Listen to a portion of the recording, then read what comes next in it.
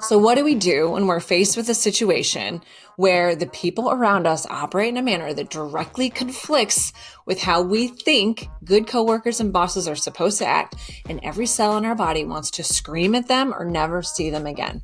What do we do?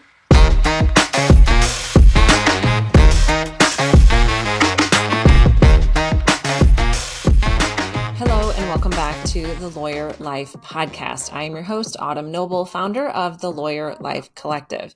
In the collective, we explore all things lawyering, the goods and the bads, to make your legal career as successful as possible. My work in the collective pulls from all of my experience in my own practice, building a team, leading a group, making partner, teaching in colleges, and going in-house with a Fortune 300 company. And I leverage those experiences to help my clients explore their own legal path. Over years of practicing law and coaching attorneys, I have been able to identify how to overcome the biggest challenges that we as lawyers face in the legal industry. If you ever find yourself struggling to juggle it all and create the success that you truly want in your career, you are in the right spot. For those of you that have been listening all along, welcome back. Before we dive into today's episode, I want to tell you about one of the most exciting opportunities that the collective is offering this season. Beginning on April 3rd, the Lady Lawyer Collective Seminar Series kicks off for another round of seminars addressing how to lawyer for real.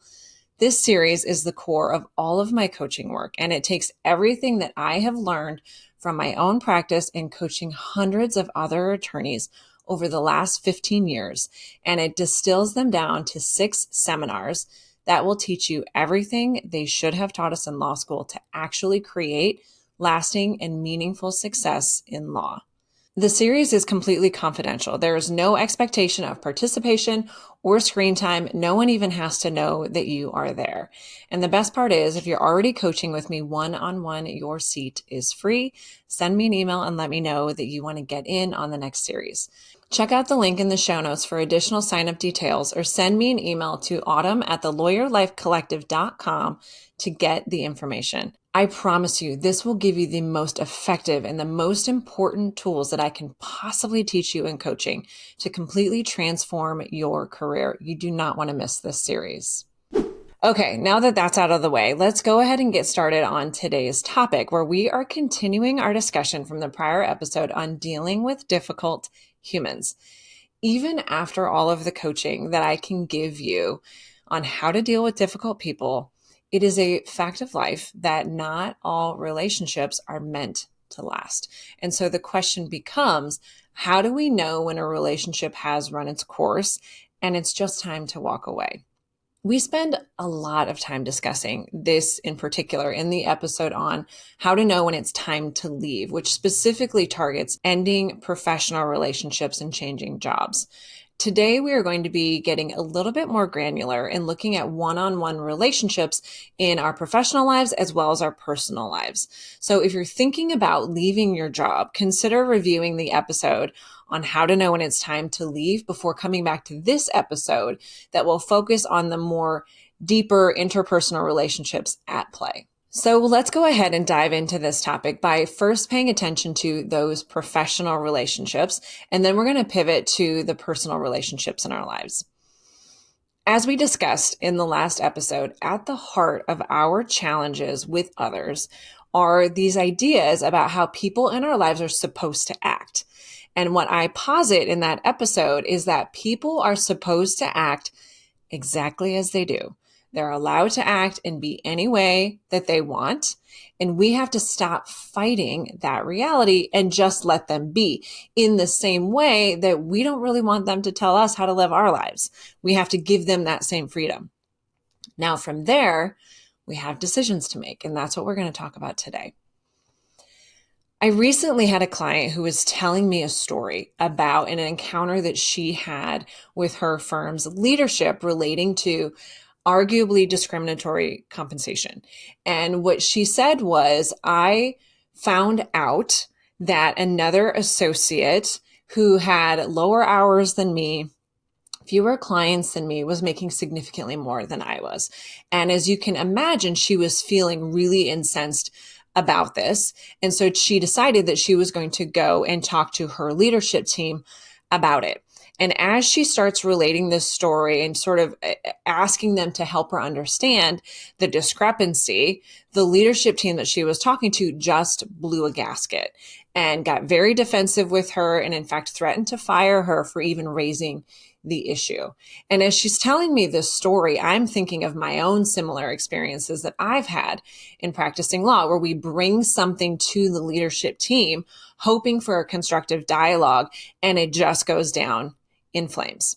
When we think about those types of difficult encounters, my clients or ones that we've all had in our own careers, part of the problem with the situation, or part of our problem and frustration with the situation, is that the other party is not acting in accordance with our manuals for good bosses or good leaders. So it's really our disdain for how they handled that scenario that drives where we go from there. And usually where those types of situations put us is that we vacillate between confronting the person and kind of having an epic showdown, or just avoiding them and trying just to get on with our life and our day. When encountering difficult people in our professional lives, one of the most common responses that I see my clients reach for in these types of scenarios is just to avoid the person or confront them, just as my client was kind of vacillating between the two. This is a pretty common response. In that scenario, she really felt like there wasn't any solution other than just to have it out with this person and likely make the situation worse, or just try not to interact with them and avoid them completely. But as we worked through in coaching, and as I've realized in my own encounters of similar situations, there are flaws with both approaches. When we fantasize about confronting the difficult humans in our lives or simply avoiding them altogether, we are either trying to get the other person to change by confronting them, or we are trying to remove them from our orbit so that we don't have to do any work. We dream of confronting them and seeing them take our comments to heart so that they can change for the better, and then everything will be okay. In the alternative, we think that if we can just escape this person and not have to deal with them, then everything will be okay in that scenario too. But in either case, we're trying to change or eliminate the problem person so that we don't have to feel angry and frustrated anymore. And therein really lies the problem that we've discussed in the last episode. Wanting someone or something else to change so that we can feel better is a futile endeavor that rarely works. Instead, our work rests solely with ourselves and how we handle the situation and how we create our own emotions by choosing our reactions intentionally.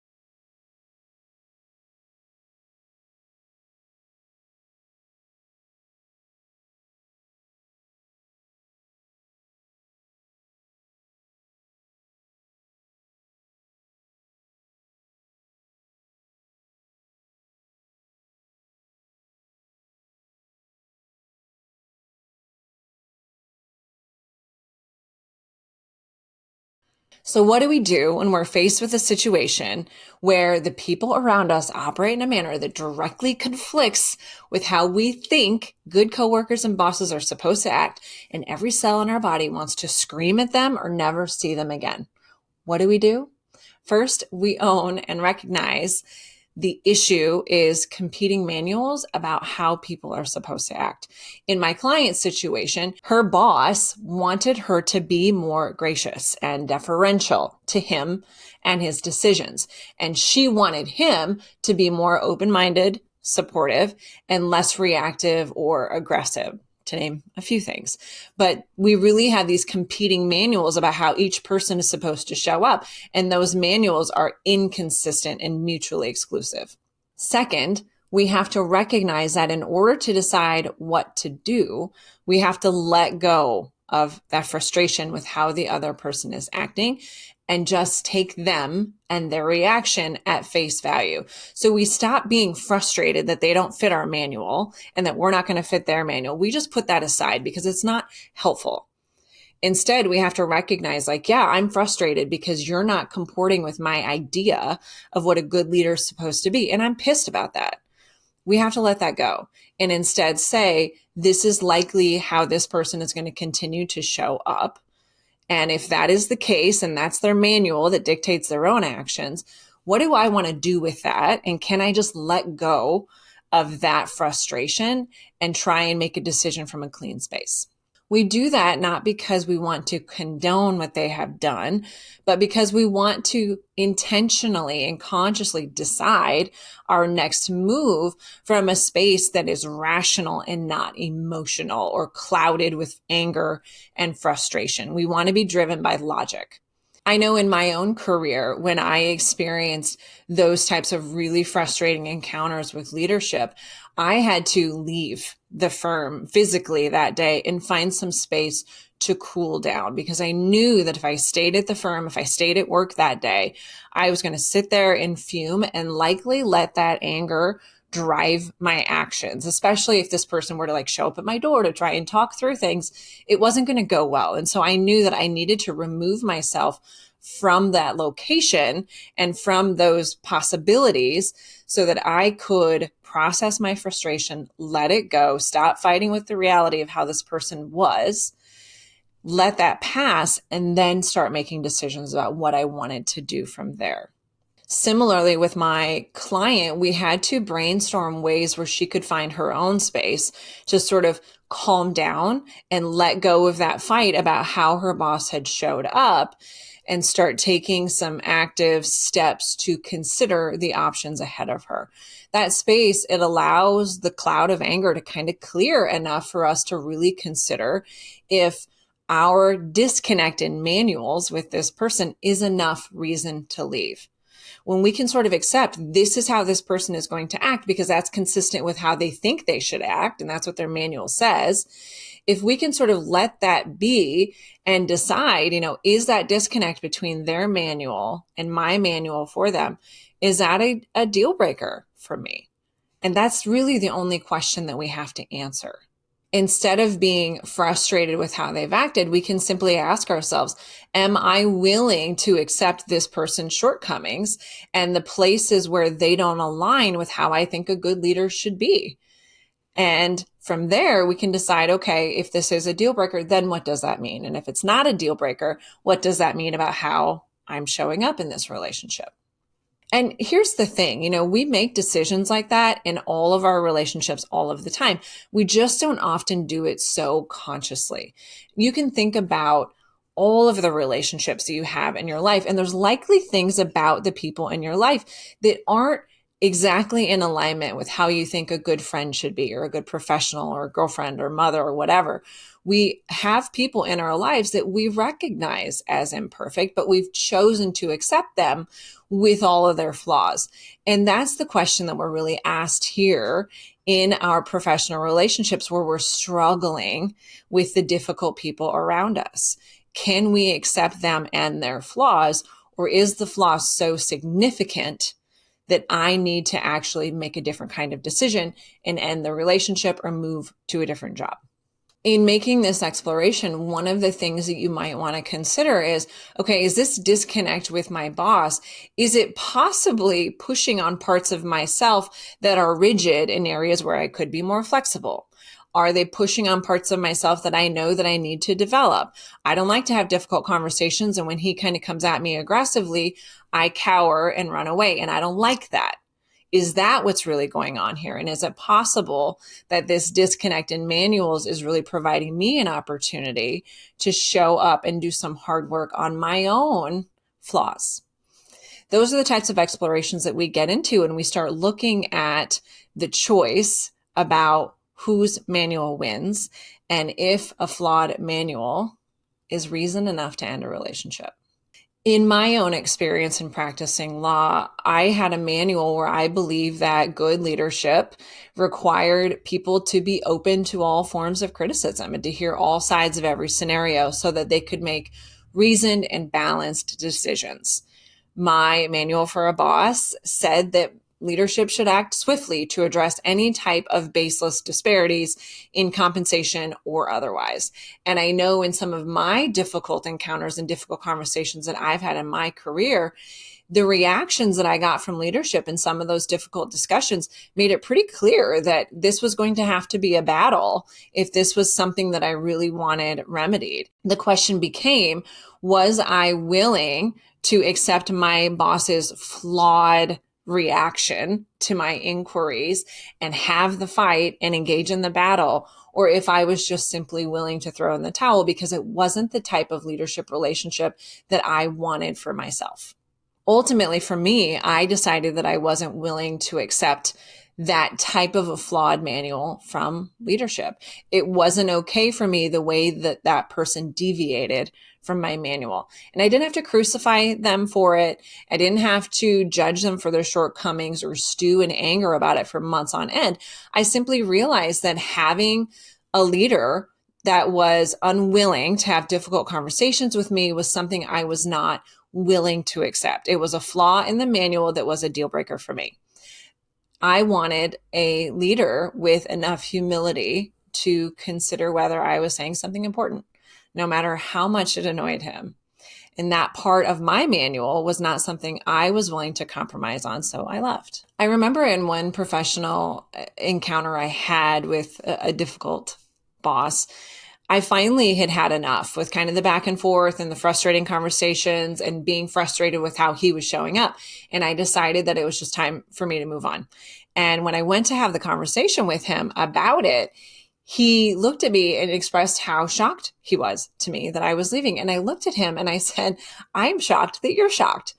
And it just really goes to show you that the way that people react to us in professional settings, or really in any setting in life, it rarely has anything to do with us. They're just showing up the best that they think they can within the framework that they have created for themselves. And his reaction really underscored that point for me. It was never really about me. It was just how we interacted with each other and how that wasn't working for me. But for him, it was sort of a non-issue. That disconnect in how a relationship, a professional relationship, was supposed to work, that disconnect in our manuals was a deal breaker for me, but for him, it was just business as usual. So the beauty of recognizing competing manuals is that it allows us to kind of set aside the subjective nature of relationships and just say, this is how this person is.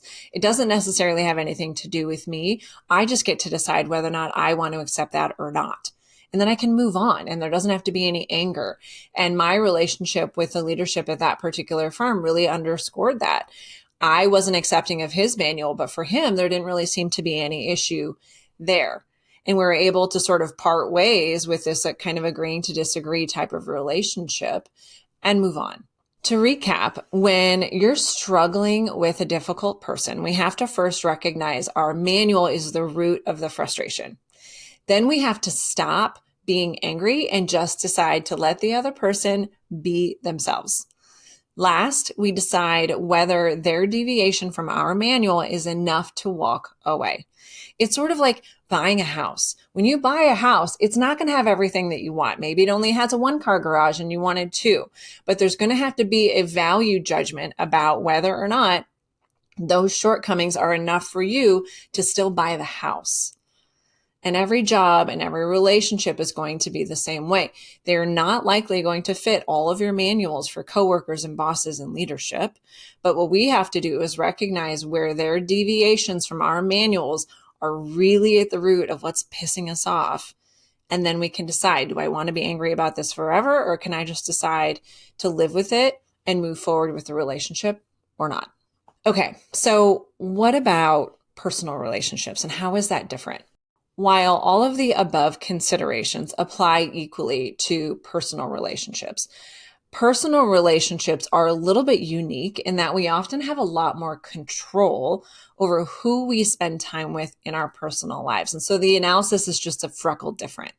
For me, whether a personal relationship has run its course all comes down to how that relationship makes me feel. Last summer, I spent a lot of time thinking about this notion of cutting people out of our lives and declaring a relationship over.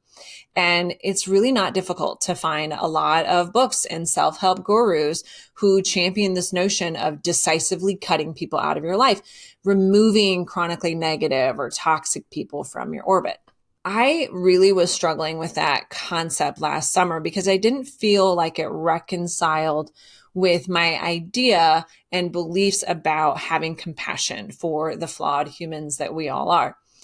In fact, this was on my mind so much in 2023 that my resolution for this year was to connect a bit deeper with myself and start making more intentional decisions about whom I spend my personal time with and the types of interactions that I choose to engage in.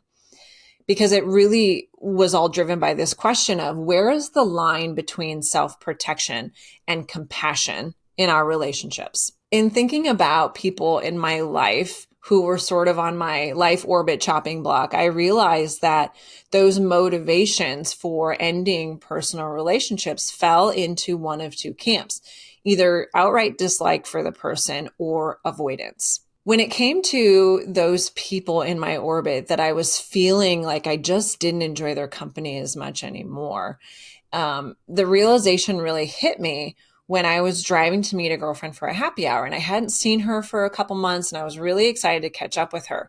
And as I was driving to meet her, I realized, gosh, I've been looking forward to this all day.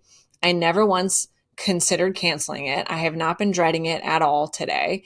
And it really struck me that there were people in my life that I was meeting with regularly that I always really dreaded. And when my happy hour with them would come up on my calendar, I would just feel kind of dread. And I'd spend all day long kind of debating whether to do it or not do it. And should I cancel? And is it going to be worth it?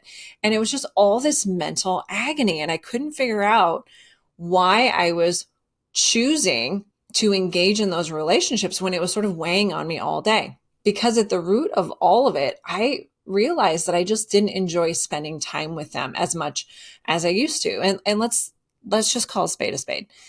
This is rooted in some of my own judgment about these people. I was judging them as too negative or too dramatic or too harsh or any other type of judgmental prescription on the person. I know that I'm being judgmental, but I also know that there was something happening energetically that I didn't want to experience any longer, because it was after those meetings I would just feel really angry and exhausted. I would be frustrated that I wasted that time, that I would have rather been doing something else. And I would just fume about it and feel terrible about the whole thing. So judgment aside, it was pretty clear to me that I was not enjoying spending time with some of these people, and I wasn't looking forward to being around them. Partly this was driven by this realization that their energy, that relationship was really draining me. It was draining me in anticipation of the meeting, and it was draining me afterwards as I was sort of decompressing from the encounter. That's when I realized that I think there is certainly some benefit to deciding when a relationship has run its course. There are inevitably some relationships that chronically take more than they give and require so much energy just to show up for, especially for someone who's an introvert, that it takes a lot of energy for me to show up anyway. When I feel like the people I'm encountering are taking more than they're giving, I really feel it for a long time after the encounter. I had these relationships that they just didn't feel good. and they no longer felt authentic. For me, it felt like unrequited affection, and I felt like I was perpetuating a falsehood, a false relationship. And that was really the crux of it for me. I was no longer being authentic in the relationship. And that's when I knew those relationships had to conclude. It didn't mean anything about the other person. And it didn't even mean that my judgments about them as dramatic or toxic or whatever, it doesn't mean that any of that's true. We had just outgrown each other, or I had certainly outgrown my enjoyment of the relationship. And I wasn't willing to continually show up inauthentic and pretend like I didn't feel the way I felt. So for me, that's how I knew which relationships likely needed a closer examination and potentially a determination that maybe their season has come to an end, and that's fine. In the other bucket of humans and relationships I was considering were people that I was really wanting to kind of distance myself from, not because I didn't still love a part of them, but because I was stuck in some kind of anger or frustration about them. And it just felt a lot easier to distance myself from them than to actually do the work. Distance was sort of the easy button, as opposed to figuring out what was really going on in the relationship. The people in that camp, they weren't people that I necessarily deemed like toxic or obsessively negative. I felt like they were people who had quote unquote wronged me or someone else I cared about. And those perceived slights had gone unremedied. So rather than preserve any opportunity to bridge the gap by maintaining the relationship, I felt myself really tempted to kind of bow out. And doing so would be really just avoiding hard conversations and painful discourse. And so I recognized that there was a group of people that I was kind of pushing away, not because they were an energy drain, not because I didn't enjoy their company, but because there was something going on in the relationship that I didn't want to deal with. And distance was the easy way out. It's a lot easier to avoid seeing some challenging people in our lives than it is to show up and work it out. Shutting those doors, it's completely clean, and it requires very little of us to do that. So for me, I realized that with those relationships, it was really an opportunity for me to show up in love and compassion without forgiving or condoning whatever had been done, and without really wedding myself to this idea that my judgment or conclusion was the right one and I had been slighted. Instead, I just decided to honor the history of the relationship and choose instead to see their flawed humanity that mirrored my own flawed humanity, and to kind of recognize that we were both, flawed in our own ways, and maybe we could just figure out a way to get past it. Because for those people, it wasn't that I didn't want them in my life anymore. And truthfully, if I could imagine a life where the relationship was back to normal, that's what I wanted. And that was really the kicker for me. That's how I knew I was avoiding something. I wanted that relationship in my life, in my ideal world. But I was really tempted to avoid them, because in doing so, I could avoid doing the work to get the relationship back to where I wanted it to be. It is human nature and perfectly natural to avoid and dread the hard work that comes from maintaining a good relationship and overcoming challenges. But it's truly those conversations and those conflicts that will ultimately make the relationship better and make you better for it. For those people, the most important thing you can ask yourself is, would my world be better if this person stayed in my life and I was able to repair the relationship? If the answer to that is yes, then you know that there's an opportunity for you to stand up and try and bridge the gap. And if you're completely shut down, and if all of those attempts get the relationship nowhere, then you will at least know that you have tried, and you're back at square one, where you're considering, okay, maybe this relationship has run its season and it's time to move on. But at least you will do that knowing you tried to get the relationship back to where you wanted it to be. To summarize, when it comes to our professional relationships, when you're making a decision whether or not a relationship has run its course, we have to own our manual and recognize that that is what is dictating our frustration in the matter. Once we can recognize the role of our manual and choose instead to accept the person as they are, the decision becomes very simple and asks only whether we are able to accept this person for their shortcomings or whether those deviations from our manuals are deal breakers. It's a simple and clean analysis once we set aside the manual drama. When it comes to personal relationships, we have a little bit more work to do. We really have to start with examining our desire to cut these people out. Is it driven by avoidance due to some deeper issue with the person? Are we tempted to cut them out because it's easier than doing the work on the relationship? In contrast, are we tempted to end the relationship because we have simply grown to dislike them? If we were to meet this person today, would we still choose them as a friend? Not every person on your journey is meant to be with you through every season of your life, and it's perfectly okay to recognize when someone's season has come to an end and simply part ways amicably in thanking them for their role in the previous parts of the journey. It does not have to be an indictment of the person, but simply an acknowledgement of your own needs and your desire to be authentic in all of your relationships. After working through these exercises, you might have identified a few relationships in your life that aren't quite ready for the chopping block, but could certainly use some help. If that is the case, you are in luck, because in our next episode, we're going to take this to its final chapter and explore how to transform any relationship. And unfortunately, it does not involve mind control, but it's about as close as we're ever going to get. As always, be sure to check out the show notes for important resources and updates, and particularly to sign up for the next Lady Lawyer Collective seminar series, where we will dig into how to lawyer for real and everything they should have taught us in law school. If you do no other work with me, this is the one that I strongly recommend because it is simply so transformative. We will really dig into the most essential coaching tools in one seminar series and teach you everything that you actually need to know to create success in law. Head over to theLawyerLifeCollective.com and sign up for the next series before all the seats are gone. Thanks to all of you for your continued listening and support, and thanks for sharing with your friends.